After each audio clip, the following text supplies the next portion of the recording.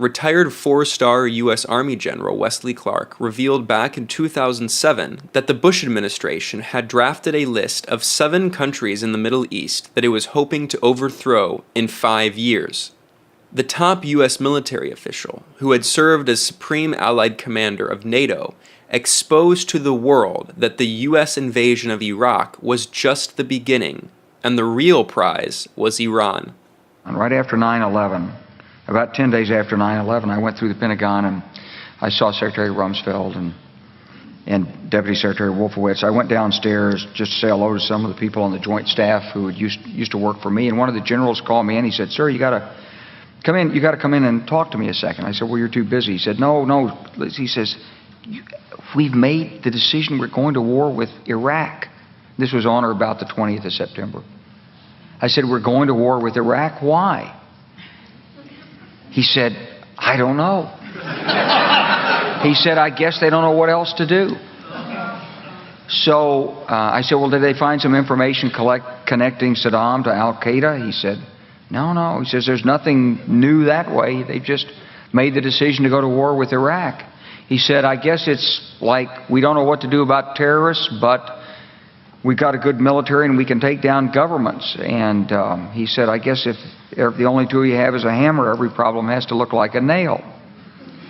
So I came back to see him a few weeks later, and by that time we were bombing in Afghanistan. I said, "Are we still going to war with Iraq?" And he said, "Oh, it's worse than that."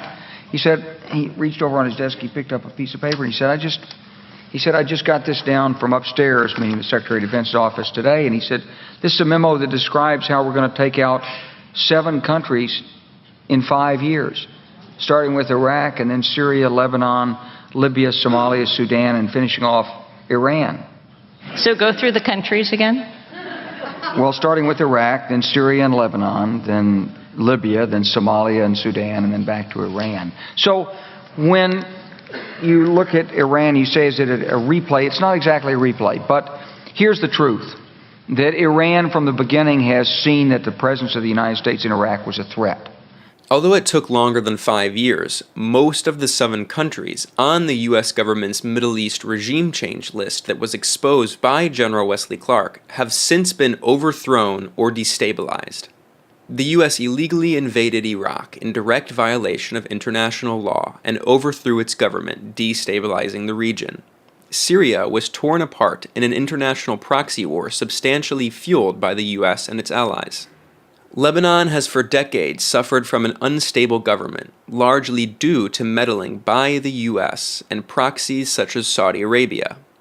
Libya's government was destroyed in a 2011 NATO regime change war, and the oil-rich North African nation was turned into a failed state.